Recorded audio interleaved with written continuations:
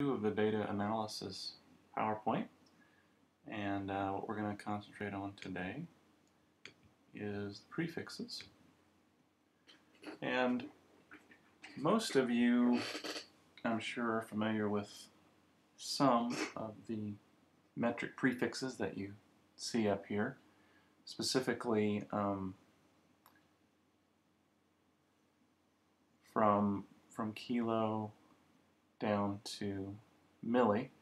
In fact, some of you may have learned at some point a mnemonic device. King Henry died by drinking chocolate milk. Or kids have dropped dead converting metrics. That's not as common a one, but I have heard that one. And each one of those, of course, stands for the prefixes from kilo to milli. So King Henry would be kilo, hecto, died is deca, by is the base unit, so there's a space there, decimal-wise, but there's no prefix there. And this is deci, drinking, and then centi is chocolate, and then it's milk, milli. And many of you learned to go from, say, a centimeter to a millimeter. Well, centimeter and milli, they're one space apart, so we're going to move the decimal over one space, and there's 100 millimeters and 10 centimeters, and that's right, and that's an okay way to do it. But in this class, you're going to be expected to do it a little more efficiently, and you can't depend on just moving the decimal places one position all the time, because there are other prefixes, as you can see, and the exponential value of the prefix changes by threes. So as you can see, we're going from deca up to kilo. It's 10 to the first, 10 to the second, 10 to the third. So 10, 100, 1,000, but then it goes from 10 to the third to 10 to the sixth. So it goes from 1,000 to 1,000,000. So we skip 10,000 and we skip 100,000. This is why you can't just get away with looking at a chart and moving decimal left or right. And then as we go down, we see the prefixes get smaller, 10 to the negative first, 10 to the negative second, 10 to the negative third. But then, of course, we see from the negative third to the negative sixth. So again, we're going in increments of 3 exponentially as we go down. But you should know that a prefix represents a value. So if you have a base unit like a meter, see, if you have a base unit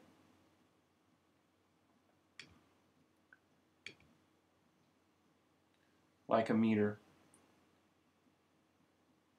and you put a prefix in front of it, it changes its meaning. So if we had something like a centimeter or a kilometer, this value would represent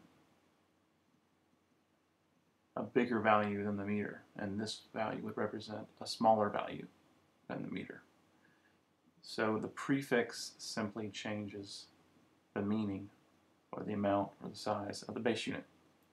And what you need to do, what you need to be good at in the course is to be able to convert between these.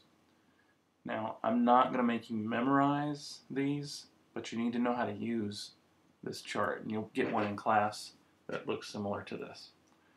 Okay, so let's move on.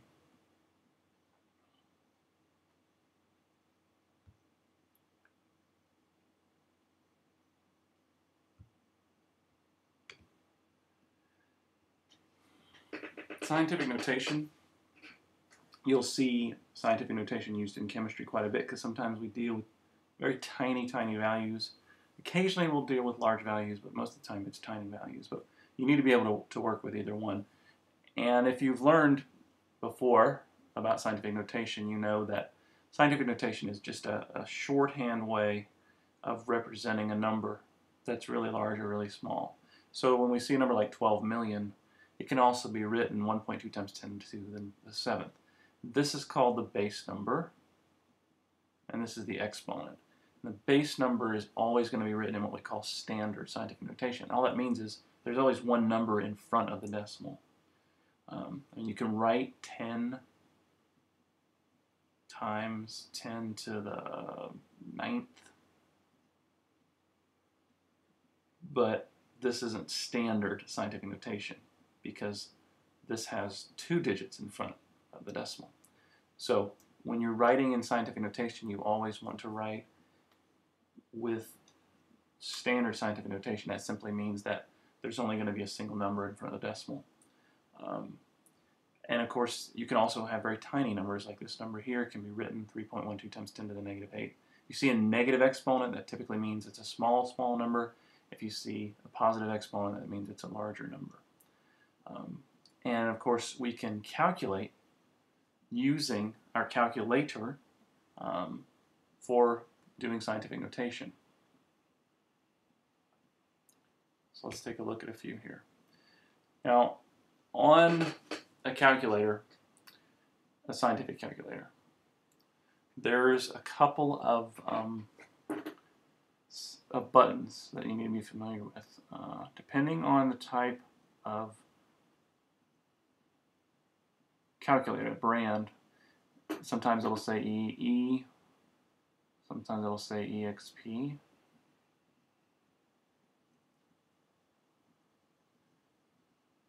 There's one more that escapes my mind right now, but these buttons represent the concept of entering an exponent.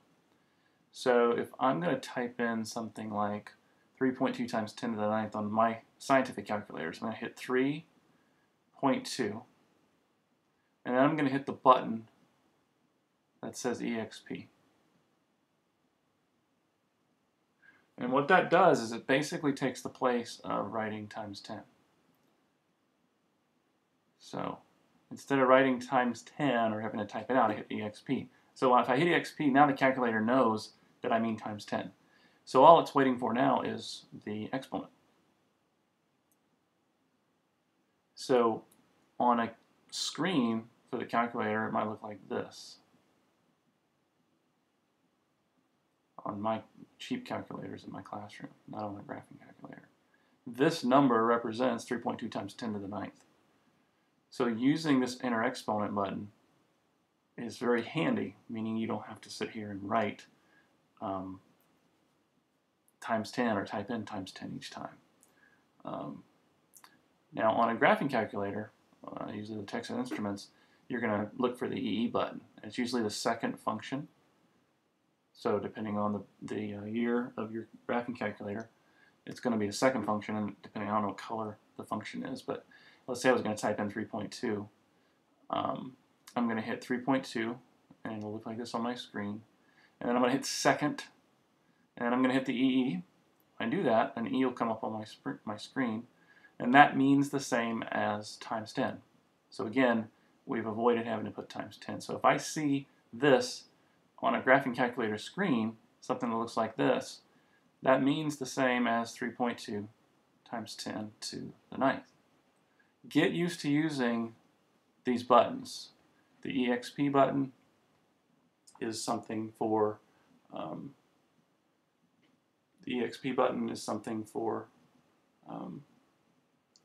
I don't know.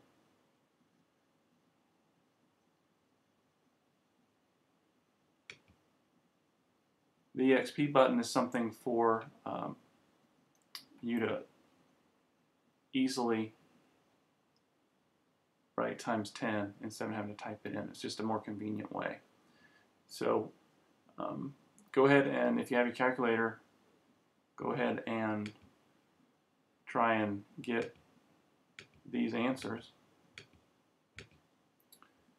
and maybe pause the video as you're doing them, make sure you get each one right, and try and use the EXP button or the EE button depending on your calculator.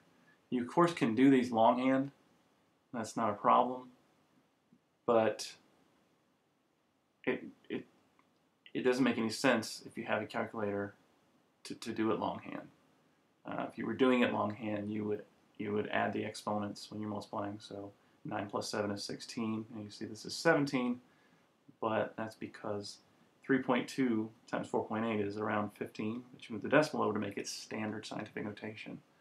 And when you're dividing, you're going to subtract exponents. So -8 minus a -4 is going to be -8 plus 4, which gives you -4. What's 2.1 times 6.3? Oh, it's around 33.